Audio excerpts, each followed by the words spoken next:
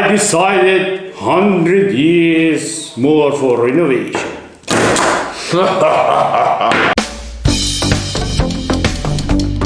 Welcome to Stripping Architecture, and today we'll be stripping 5 different urban study cases in order to encourage you to reimagine the city in a different way, in a creative way, in a critical way.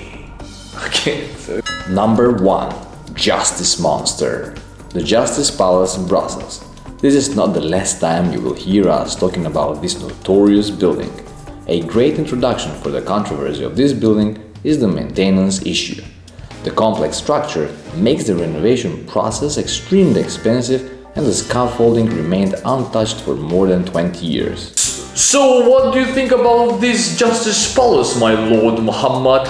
Well, as you see on the screen, how this massive structure turned from a courthouse into a permanent construction site, and then into a giant monster that scares the people.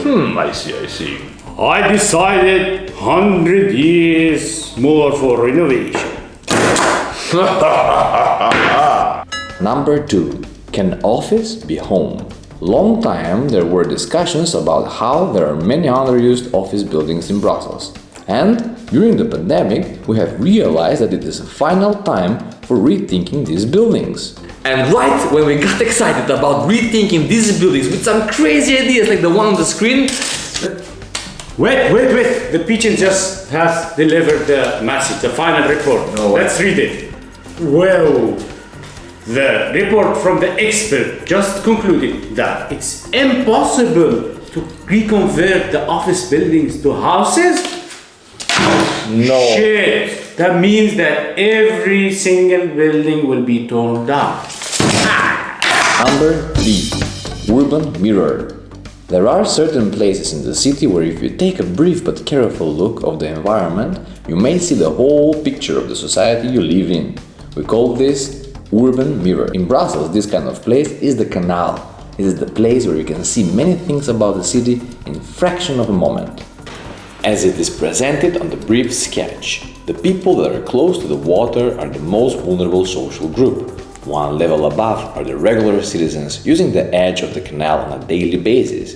A bit higher on the balconies are the privileged upper middle class who wants fancy lofts, while the statues reflect rich people who are present only with their political power and investments.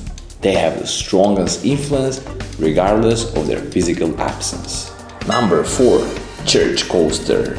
In Brussels, churches are often underused elements full with potential, but they're still kind of a tough subject for discussion. Once we were riding in the tram that was heading straight towards this church, St. Mary, and right before the tram made a turn, we simply thought, imagine if the tram can go as through a theme park through these churches and open museums. What do you think about it? Wouldn't it be nice interconnected map of museums and churches? Hold on, did you pay your ticket? And stop dreaming, focus. Number 5. Urban Caterpillar. This is the platform of the train station in Brussels South. The 120-meter of platform was not enough wide, so they had to install one more line of train tracks that appear as a colonnade on the ground floor. Well, the train tracks may have been designed in an outstanding manner, but these have left pedestrians with dangerous and unwelcoming walking infrastructure. That's when the whole idea revolves around new transport system. I like to hear about it. Don't tell the Chinese, huh? The idea is that gigantic infrastructure of public transport walking around the city, it will be more efficient, wasn't it? I would take that one. Yeah, definitely. If you give me to choose public transport in Brussels or that one, the urban caterpillar. Let's go ahead. Thank you very much for staying with us. We hope you liked the show. Subscribe, follow us at The Strip Architects on Instagram and Stripping_Architecture on TikTok, and see you. Ciao, ciao.